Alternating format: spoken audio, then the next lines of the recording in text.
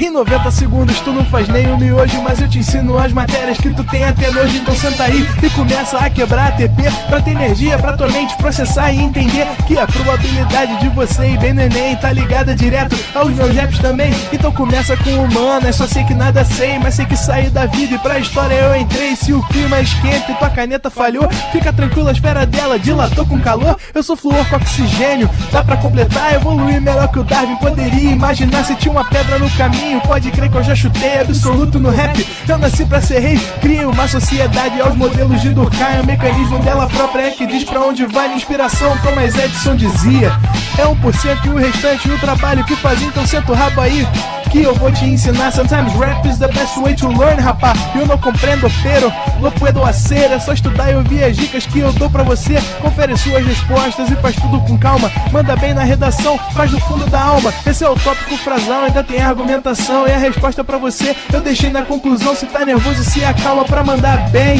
E se liga nos vídeos que eu te preparo pro Enem.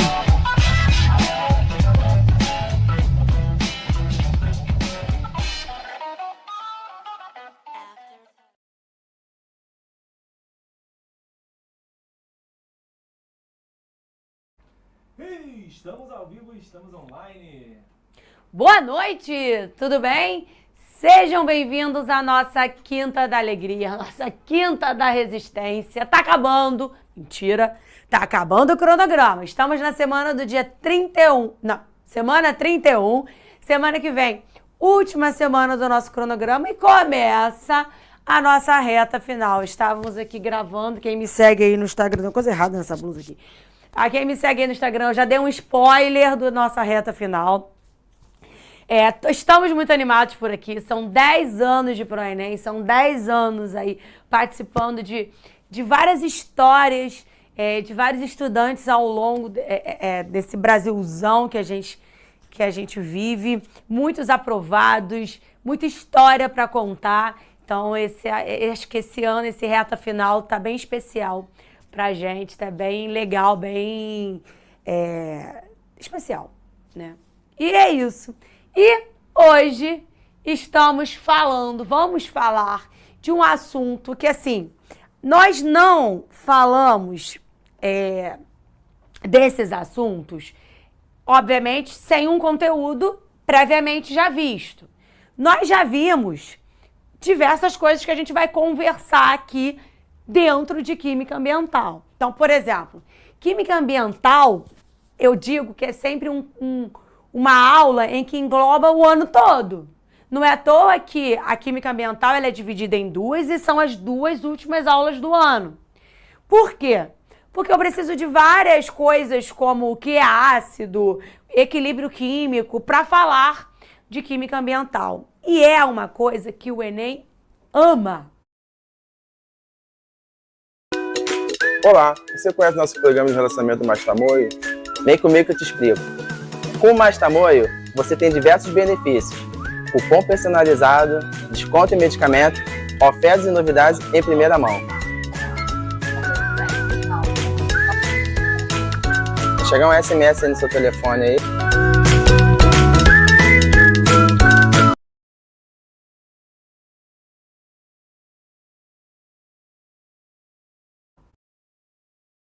Eu adoro dar essa aula.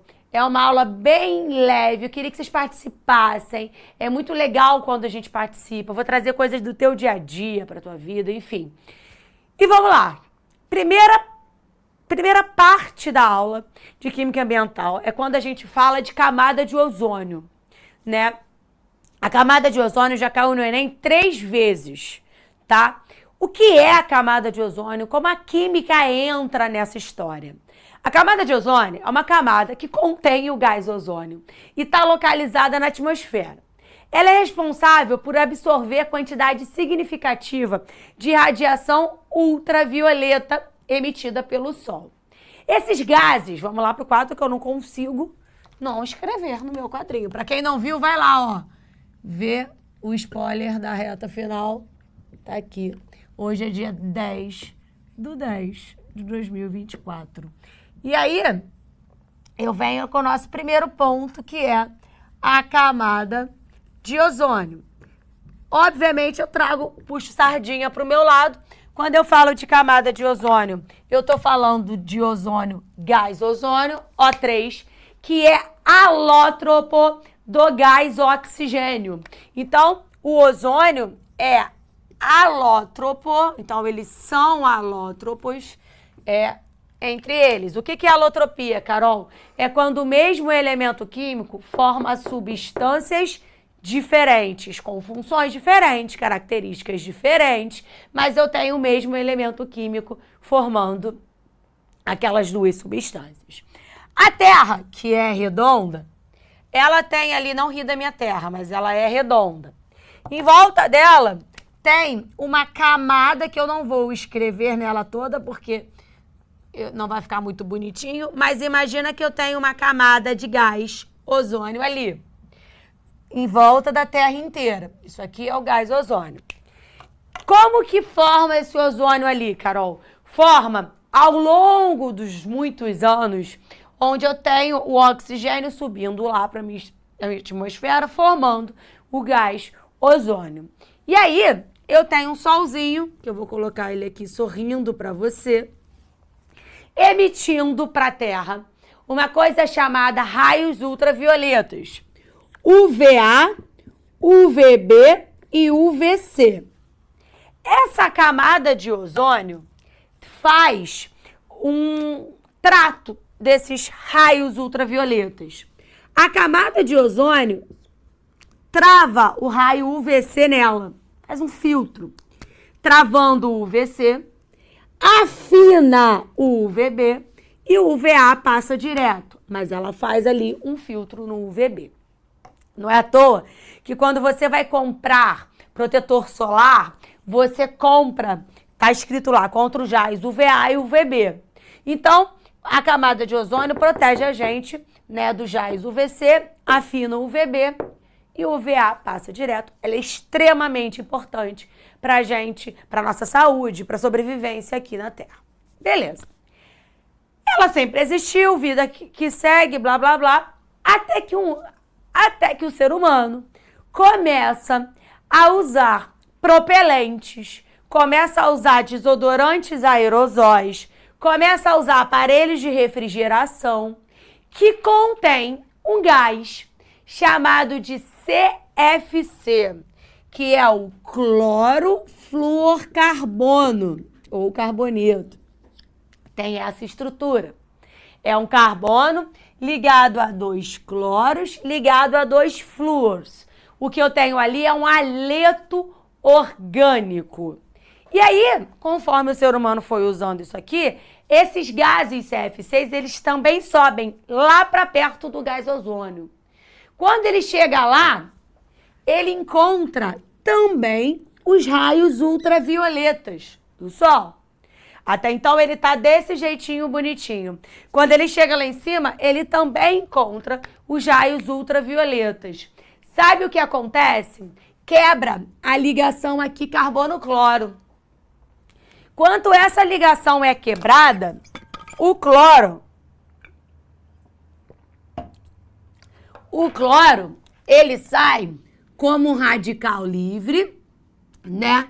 A minha outra estrutura continua lá. E esse cloro é o problema.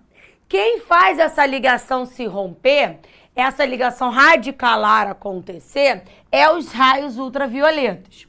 Aquele cloro livre ali vai até a camada de ozônio e quebra a estrutura do gás ozônio, liberando o gás oxigênio e formando o ClO. E aí, com isso, o que começou a acontecer? Essa camada de ozônio começou a ser comida. Essa camada de ozônio começou a afinar. Essa camada de ozônio começou a afinar mais ainda. Você com certeza já escutou falar do buraco na camada de ozônio, que na verdade não é um buraco efetivamente, é um afinamento dessa camada. Se é um afinamento dessa camada, os meus raios, eles vão passar com maior facilidade. Então, começou a perceber, lá na década de 70, 80, que a minha camada de ozônio, ela estava afinando. Se ela estava afinando, os meus raios ultravioletas estavam passando cada vez mais para a Terra, o que causaria muitos problemas, como câncer de pele, como superaquecimento pelos raios ultravioletas e etc. Então, os gases CF6, eles precisavam ser extintos, eles precisavam ser trocados, que foi o que aconteceu, por isso que alguém colocou ali que foi ao mercado e encontrou vários desodorantes aerosóis. Claro que ainda existe. Só que o gás CFC que tinha lá foi substituído pelo HCFC. É como se eu tirasse um cloro e trocasse pelo hidrogênio, diminuindo a quantidade de cloros livres, diminuindo a capacidade daquele gás em comer a camada de ozônio, em destruir a camada de ozônio. Então, no ano, vem para cá, de 1989, o Protocolo de Montreal, que foi um protocolo onde ficou instituído que o mundo precisava de ações para redução da produção e do consumo de substâncias que destroem a camada de ozônio. O Brasil, ele entra em 90, mas esse protocolo de Montreal foi o que caiu no Enem em 2020. Ele falava que o protocolo de Montreal era um protocolo que tentava minimizar a emissão de gases CF6 e te perguntava qual era o problema ambiental. O problema ambiental é a destruição da camada de ozônio. Aí olha o que eu escrevi para você. O buraco na camada de ozônio causa nos seres vivos a alteração do código de DNA, envelhecimento precoce, aumento do câncer de pele, entre outros. E aí, se você pega hoje o seu desodorante aerosol, vai estar escrito ali assim, livre de gases do efeito estufa. Livre de gases, que eu tô pensando na próxima coisa que eu vou falar. Livre de gases da camada de ozônio, livre de CF6. Esses CF6 foram substituídos pelo HCCLF ou HCFC. Só que tem uma coisa mais legal ainda.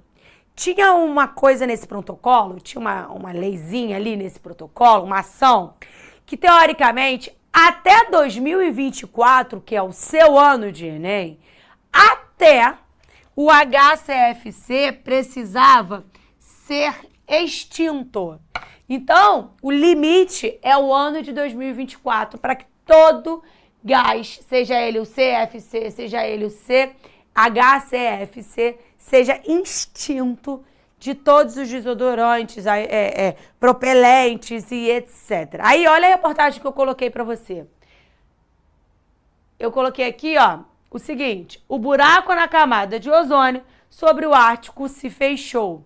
Aí eu coloquei aqui que imagens da NASA mostram que o buraco detectado em 2019, que é o buraco em azul, é como se a gente conseguisse enxergar mais, se recuperou esse ano. Quer dizer que o protocolo de Montreal está conseguindo repor esses buracos na camada de ozônio. Então, o que eu preciso saber, Carol? Eu preciso saber que os haletos orgânicos da classe dos CF6 destroem a camada de ozônio, afinam aquela camada de ozônio e que existe um protocolo de Montreal desde 89 que visa a diminuir os gases CF6 usados nos aparelhos de refrigeração, desodorantes, etc. E que até 2024 eu tinha que extinguir todos os gases dessa classe. Isso é o que você precisa saber da camada de ozônio, tá? Se você quiser tirar um print lá da reação química que eu escrevi,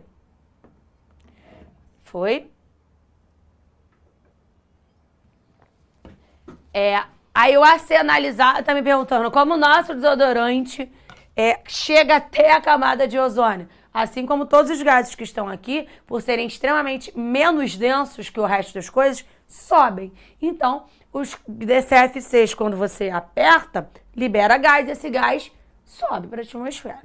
Beleza? Agora, eu vou falar... Ah, tem uma pergunta legal ali. Eu não me recordo, a camada de ozônio, ela pode se regenerar? Pode, em muitos anos. Então, é um trabalho, né, de formiguinha. Lembra que a gente falou em 89, foi quando a gente começou a pensar na redução do gás CFC. A gente está vendo mudanças agora, em 2024, tá bom? Aí, vamos para lá. Vamos para o nosso segundo passo, que na verdade a gente está escutando demais falar nisso aqui, né? Na verdade, você vê isso aqui na biologia, você vê isso aqui na geografia e você vai ver a parte química disso aí comigo. Quem nunca ouviu falar de efeito estufa, tem alguma coisa estranha, né? O efeito estufa, deixa eu só te falar uma coisa antes de tudo. O efeito estufa, ele é necessário. É necessário que a gente tenha esses gases lá no efeito estufa para aquecer aqui. Senão a gente morreria todo mundo congelado, tá? Vamos lá pro nosso material que fica mais fácil de enxergar, né? Cadê meu negocinho? Quando eu olho para cá, o que é o efeito estufa? É um fenômeno natural, responsável pelo controle do aquecimento do planeta. Que bom que ele existe, foi o que eu falei, senão a gente morreria congelado. É uma camada de gases que a gente vai chamar de gases traços, beleza? Gases traços, estou falando, né, de efeito estufa. Deixa eu só responder ali. Ao longo de muitos anos, Giovan. Muitos anos mesmo. Se a camada de ozônio foi formada lá de antigamente, imagina de agora para frente, né? Quais são os principais gases do efeito estufa? Quais são os gases que ficam aqui e que aquecem a gente? São vários. Monóxido de carbono, monóxido de nitrogênio, um monte. Só que eu vou falar de 3. Eu vou falar dos que a gente conversa dentro dos problemas ambientais, né? CO2, CH4 e vapor de água. Gás carbônico, gás metano e vapor de água. São os 3 principais gases. A gente chama eles de gases traços do efeito estufa. Então vamos lá. O efeito estufa precisa acontecer. Ele precisa para aquecer a gente bonitinho, não. Só que tem um problema, né? A gente está há anos, Luiz, jogando CO2 para a atmosfera adoidado. Agora a gente resolveu que vai jogar metano também, né? Então, esses 2 gases, eles estão... Deixa eu te contar um negócio. O aquecimento global, que é o problema, né? A gente nem chama mais de aquecimento global, a gente chama de superaquecimento global. O efeito estufa vem se intensificando devido ao aumento da emissão dos gases do efeito estufa, trazendo um problema que todo mundo aqui conhece e tem que acreditar. Aquecimento global não é balela. Aquecimento global existe. Você está vendo isso perto de você. Eu vou te dar vários exemplos daqui a pouquinho. O aquecimento global, ele seria um problema natural. Ele iria acontecer. Só que a gente está fazendo isso aqui, ó, com ele. A gente está acelerando o aquecimento global adoidado. Carol, vamos lá para o quadro. Quais são, da onde vem o aumento desse CO2?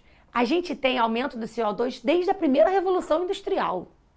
O CO2, ele faz parte do ciclo do carbono, tudo bem, mas ele está sendo intensificado na atmosfera, lá no efeito estufa, principalmente por conta da queima de combustíveis fósseis, tá?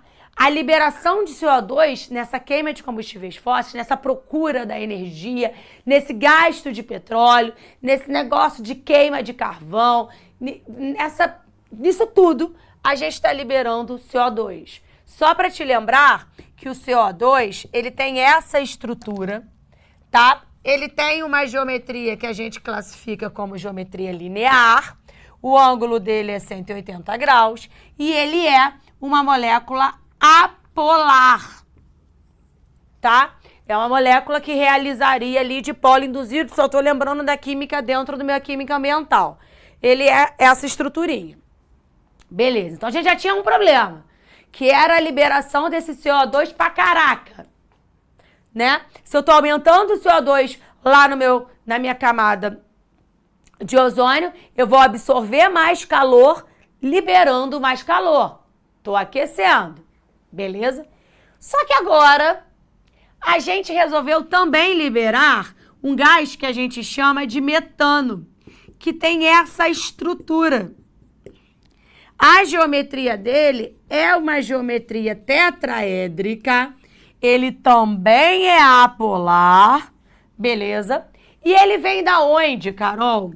O CH4 vem, ó, da Tô te dizendo de onde ele vem, eu vou te dizer qual é, da onde saiu esse aumento acelerado do nada dele. Decomposição de matéria orgânica é uma das fontes de gás metano, mas principalmente o que eu vou escrever agora para você. Eu tenho dejetos suínos, ou seja, cocôzinho de porquinho, dejetos lá de boi e vaquinha. Eu tenho isso aqui liberando muito gás metano para a atmosfera. Você sabia, Juan, você sabia que tem mais boi no mundo do que gente? Tem mais gado no mundo do que gente. Se tem gado no... Você viu isso recentemente? Se tem mais boi no mundo do que gente, adivinha? Tem muito cocô de boi, cocô de vaquinha e muito gás metano sendo liberado.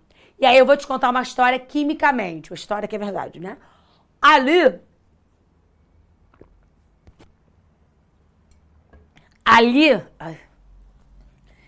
eu tenho dois gases que vêm de origens diferentes, que causam o problema do aquecimento global. Agora, falando quimicamente, você sabia que esse cara, por conta da sua geometria, que é diferente desse, ele consegue absorver mais calor. Se ele absorve mais calor, ele vai liberar mais calor. Olha que problemão. Se a gente está falando que aqui eu tenho dois compostos que causam um maior aquecimento global e eu estou pegando e aumentando cada vez mais a produção de gás metano e que esse gás ele consegue absorver melhor o calor, a gente está perdido, né? A gente precisa começar a pensar uma forma de diminuir tanto a produção desse quanto esse. Precisa, urgentemente. Vem pra cá, deixa eu ver se eu coloquei ali alguns... Coloquei de propósito. Eu coloquei dois fatos aqui do aquecimento global que a gente não pensa, porque a gente pensa logo no... Tá calor pra caramba, as oscilações de temperatura... A diferença de temperatura, louca, não sei o quê, o derretimento das geleiras. A gente fala disso há muitos anos. E aí a gente precisa acordar para a vida. Aí eu trouxe coisas diferentes daquilo que a gente já fala há muito tempo para ver se a gente acorda. A gente, estou me incluindo nisso também. O aquecimento global é a consequência da intensificação do efeito estufa, causada pelo aumento dos gases traços. Aí eu trouxe dois exemplos. Mudança climática é questão existencial para os países do Caribe. Pode ser que daqui a 10 anos a gente não tenha mais alguns lugares no mundo. Não tenha mais um lugar. Você que pensou, em algumas férias da minha vida eu vou tomar minha caipirinha lá na praia do Caribe. Pode ser que aquela praia nem exista daqui a 10 anos. Que ela nem exista, né? E aí eu trouxe um negócio muito doido, que eu fui ler, eu achei que isso uma loucura. Porque tá próximo da gente, a gente vive isso mesmo, né? Por que turbulência em voos está mais frequente com o aquecimento global? Eu não estou dizendo de queda de voo, estou dizendo de turbulência. O gavião está balançando mais por conta do aquecimento global, por conta da diferença de temperatura. São coisas que a gente nem imaginaria que estaria mudando. E aí eu poderia ficar aqui um tempão falando sobre outras consequências do aquecimento global. Você com certeza, se você não leu até hoje, o Leandrinho com certeza falou disso aqui, ou o Leandrinho, ou o próprio Leandro Vieira na sociologia, o Leandrinho na geografia.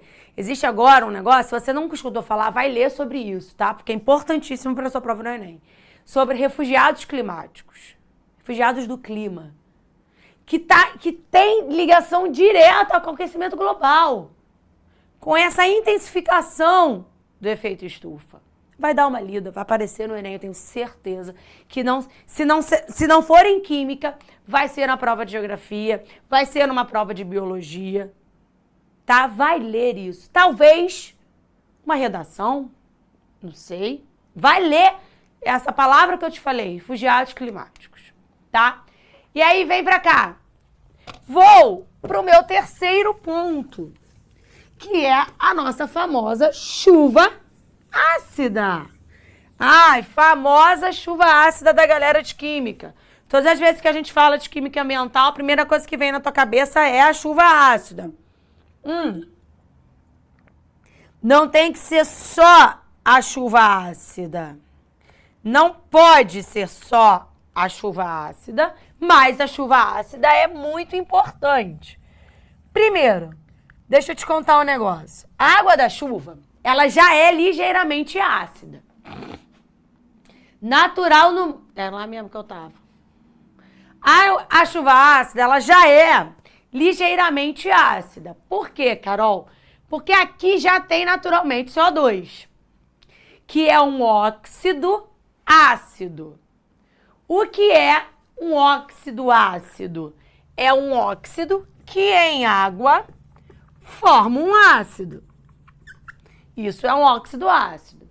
Então, se eu tenho CO2 disponível na natureza e ele reage com a água, naturalmente eu vou formar o ácido carbônico. Então, a minha água da chuva, ela já é ligeiramente ácida. Não é tão ácida, porque aquele ácido é um ácido fraco, né? Só que tem um problema. A gente está trabalhando com indústrias, queima de petróleo, queima de diesel e etc.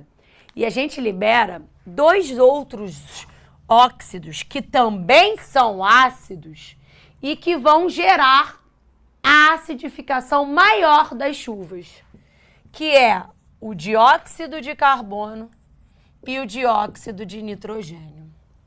Esses 2 óxidos, eles também são óxidos ácidos e a gente sabe que se a gente colocar eles em água, a gente forma um ácido. E aí eu vou usar o enxofre como exemplo por conta do diesel. O diesel tem lá a sua porcentagem em ppm de enxofre. Imagina que eu tenho um enxofre lá no diesel, né? E uma fábrica está usando esse diesel lá para produzir um negocinho bonitinho. Esse enxofre, quando é queimado, ele reage com gás oxigênio. Toda queima precisa de um comburente, que é o oxigênio. Ele sai para a atmosfera na forma de SO2. Quando ele chega nessa atmosfera, ele vai lá e reage novamente com o oxigênio do ar, formando óxido sulfúrico ou trióxido de enxofre, SO3. E ele fica aqui, pairando no ar, até que chove. Então, esse SO3 vai lá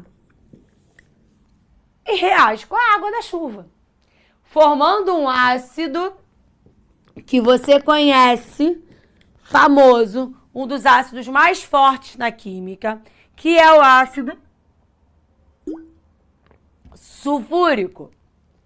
Esse ácido aqui é o que vai diminuir o pH da chuva.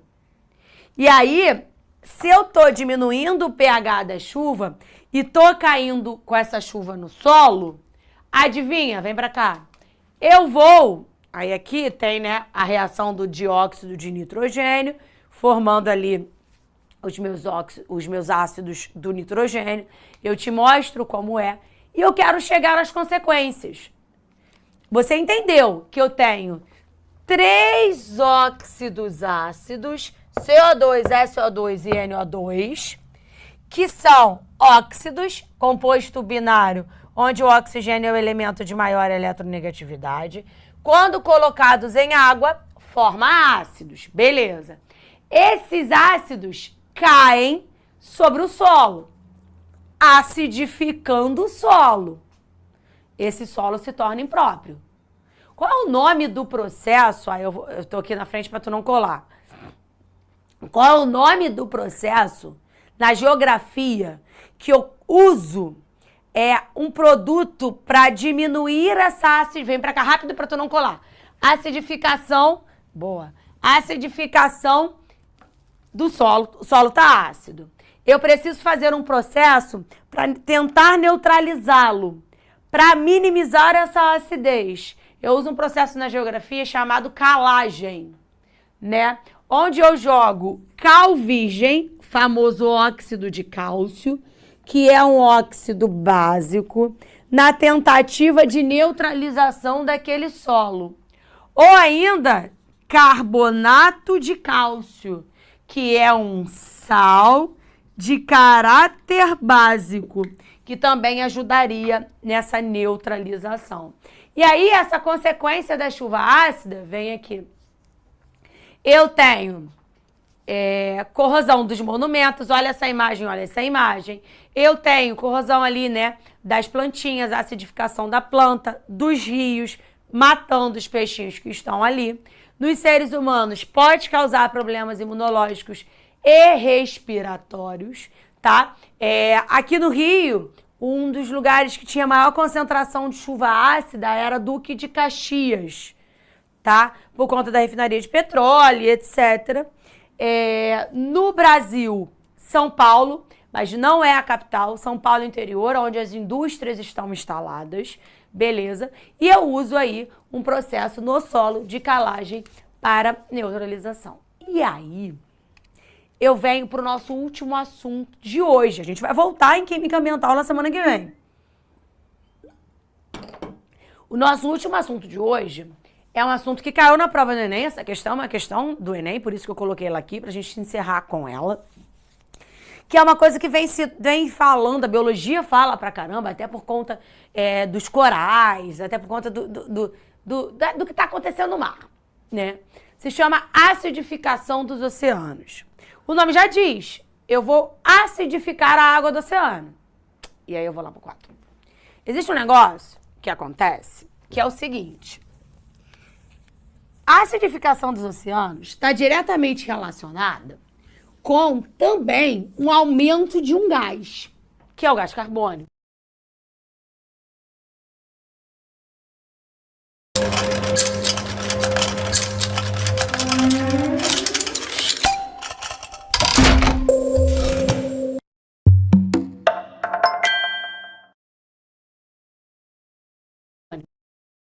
Com a água do mar, formando um ácido fraco, mas ainda é um ácido que é o ácido carbônico. Esse ácido carbônico, ele se ioniza, mesmo que pouco, mas ele se ioniza. Olha lá a reação em equilíbrio. Em H+ e bicarbonato. A reação que acontece no oceano é aquela ali que está no quadro. É uma reação em equilíbrio. Acontece naturalmente, a água do mar é quase que uma solução tampão, ela muda de pH com pouca facilidade e tal. Só que a gente está intensificando CO2. A gente não acabou de discutir isso lá no efeito estufa? A gente está aumentando essa quantidade de CO2 pra caramba. Numa reação em equilíbrio, quando eu aumento a quantidade de alguma coisa, eu não preciso deslocar no sentido de consumo desse excesso. Então, se eu aumento a quantidade de CO2, automaticamente eu estou deslocando o meu equilíbrio para a formação do meu ácido. Então, eu também estou aumentando a concentração do ácido carbônico. Se eu estou aumentando a concentração do ácido carbônico, naturalmente, eu também vou aumentar a concentração de íons H+. Opa! Se eu estou aumentando a concentração de íons H+, eu estou fazendo o que com o meu pH? Diminuindo. E aí, o meu ácido, o meu oceano, está ficando mais ácido. Então, o aumento do CO2 causa o aumento do ácido carbônico, que aumenta a quantidade de íons H+. Se aumenta a quantidade de íons H+, o meu pH diminui. Aí vem pra cá. Ó, parte do gás carbônico da atmosfera é absorvido pela água do mar. O esquema representa reações que ocorrem naturalmente, em equilíbrio, no sistema ambiental marinho. O excesso de dióxido de carbono na atmosfera pode afetar os recifes de corais. Fazendo o quê? Olha para o desenho. Dióxido de carbono entra. Foi exatamente o que eu escrevi para você. O dióxido de carbono reage com a água, formando ácido carbônico. Esse ácido carbônico se torna íon carbonato, porque libera íon H+, e tal. E aí também libera íons carbonato, que vai reagir com o cálcio do coral. Os corais, eles são carbonato de cálcio.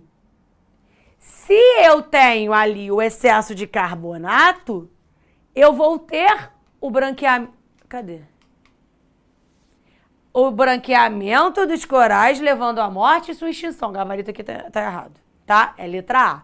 Seu branqueamento levando à sua morte e à extinção, tá?